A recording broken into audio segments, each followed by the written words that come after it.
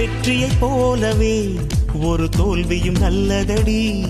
வேப்பம் பூவிலும் சிறு தேன் துளி உள்ளதடி.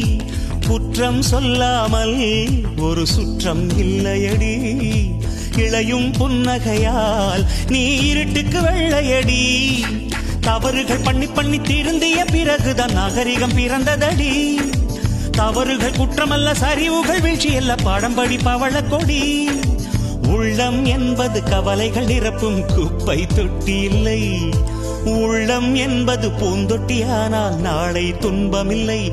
புயல் மையம் கொண்டால் மழை மண்ணில் உண்டு. எந்த தீமைக்குள்ளும் சிறு நன்மை உண்டு. ஓ